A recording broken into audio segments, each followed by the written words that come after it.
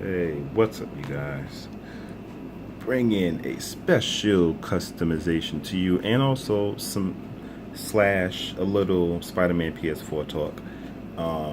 So I'm your action figure guy here, but I'm into everything regarding comic books itself, video games, the movies, the MCU, which you can clearly see here that this, my dear friend here, is the Tom Holland Spider-Man that I customized and put him on a little bodysuit.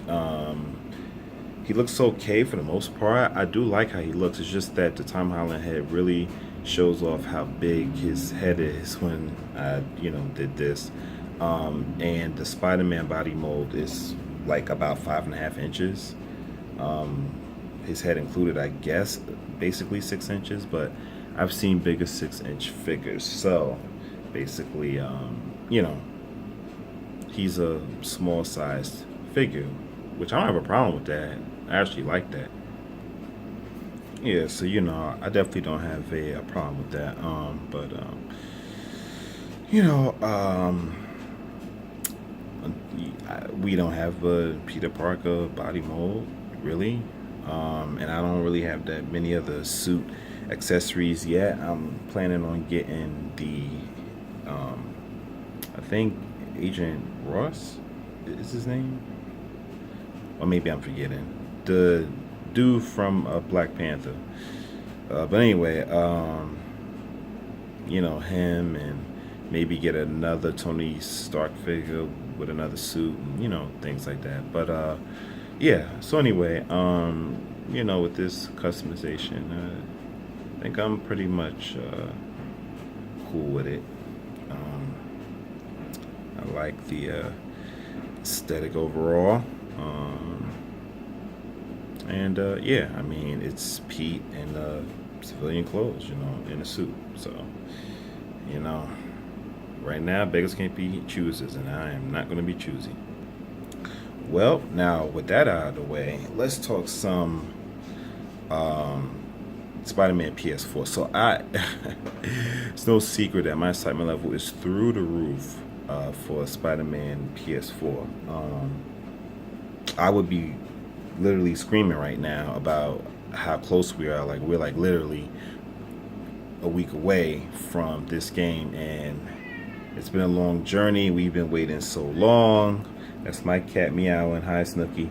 Um, and it's finally here. Spider-Man PS4 is finally upon us, and I feel that this game is just gonna blow just everything, like every video game genre prior to this, like in superhero games in general. I think this Spider-Man PS4 is just gonna change things in just all new directions. Now, I know people are gonna have their opinions by this, and it's a sensitive sort of subject. I love Batman. Like, Batman is like, between Batman and Spider-Man, they are my two top favorite superheroes of all time. And I may love Batman a little more if I'm being honest, but I love Peter Parker Spider-Man to death. The reason I love him so much is not just because of his never give up attitude and how much of a great superhero he is, with flaws, with problems. He's the most relatable superhero in comic books. He struggles with having a job, he struggles with relationship issues, he struggles with family issues with his Aunt May and the guilt of his Uncle Ben. And, I mean, all of you who know Spider-Man, y'all already know the deal. Like, he can't keep a job, he can't get his rent paid, like normal everyday problems. Like, Stan Lee, that's the best thing that Stan Lee ever did when he created Spider-Man, was to make him so damn relatable.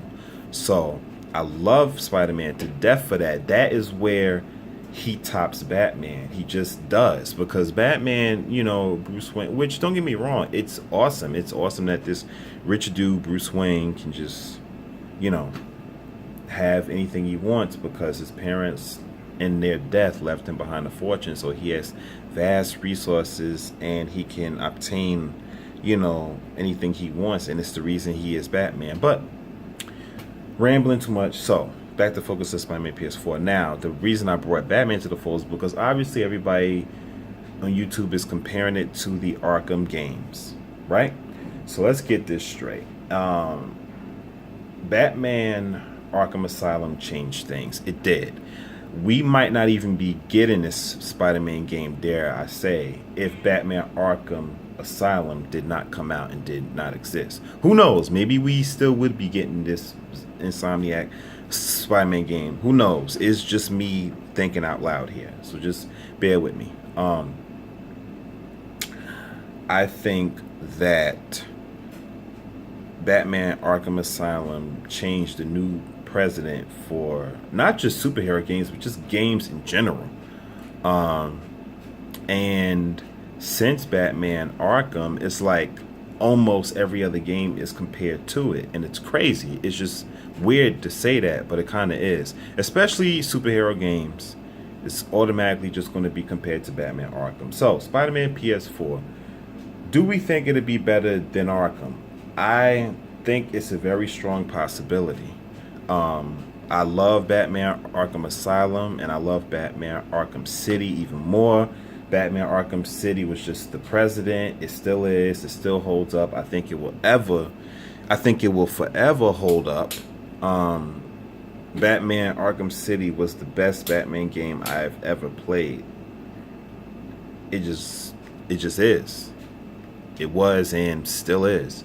Arkham City was the best out of the franchise, and I think the majority would agree to that the Arkham series, if you count out of those Batman games, Arkham City wins. It wins over Asylum because it took the greatness from what Asylum started and then just excelled it. And that's what you want from any sequel, whether it's a movie or a video game or whatever.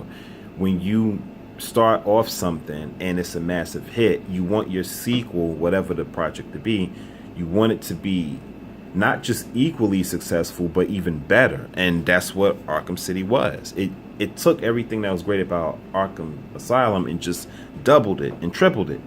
Then we got Arkham Knight, and I remember how freaking hype and psyched I was. I brought the season pass and everything early, spent buttloads of money, pre-ordered it, everything. I was counting the days for Batman Arkham Knight, just like I'm counting the days now for Spider-Man.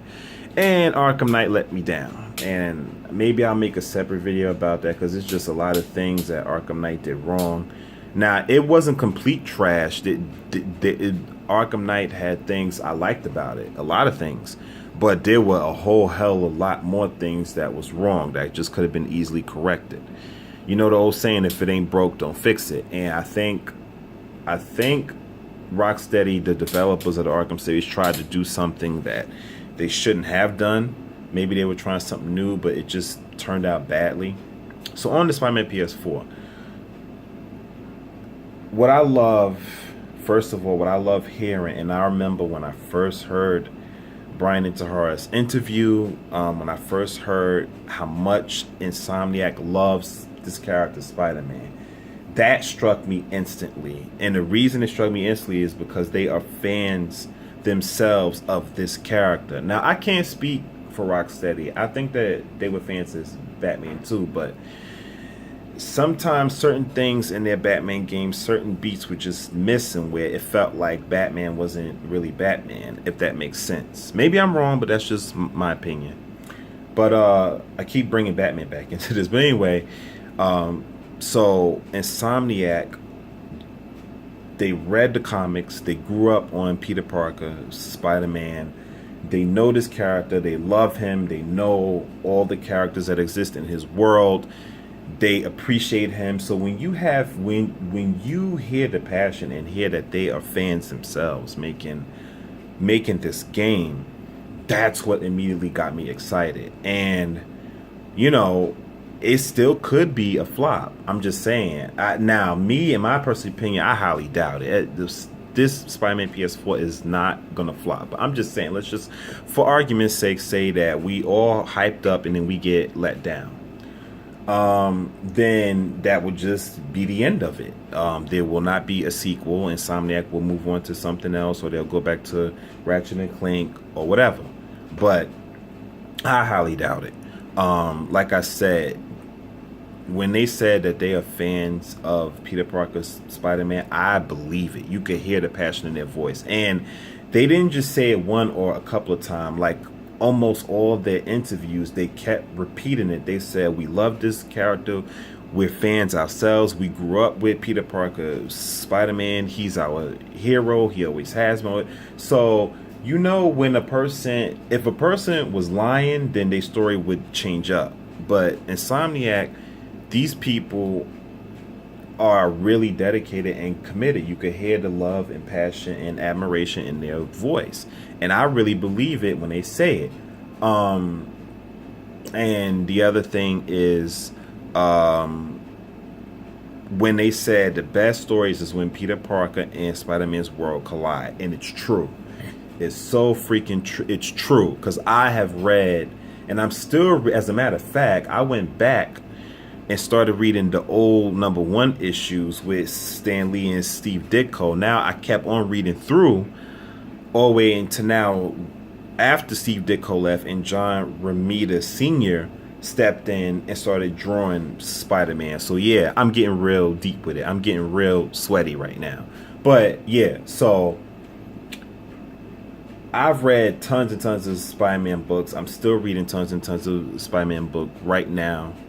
On my tablet and my phone or whatever, and the stories are just so incredible, and the reason they are is because Peter Parker's story, his duality of his life, how he tries to balance being Peter Parker and tries to balance being Spider-Man, it's nothing like it, and no other comic book can be what Spider-Man is. The reason they can't is because Spider-Man is so damn relatable, and if another, I mean, I'm sure many other comic books tried to emulate Spider-Man, which is only natural, but you really can't.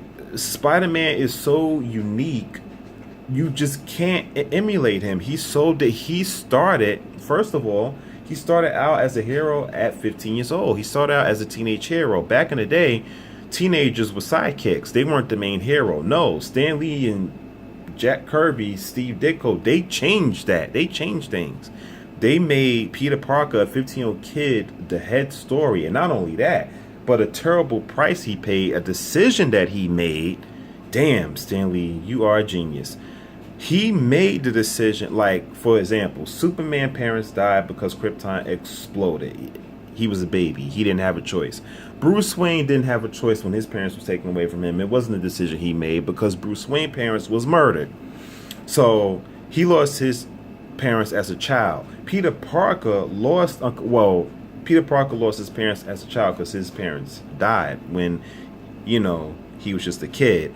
But Aunt May and Uncle Ben were his parents because they raised him, they loved him, they cared for him. And Peter Parker, once he got his powers, he made that choice not to do the right thing and let that bank robber go. And then that bank robber killed his uncle. So boom, there you have it. It just, Stan Lee changed things.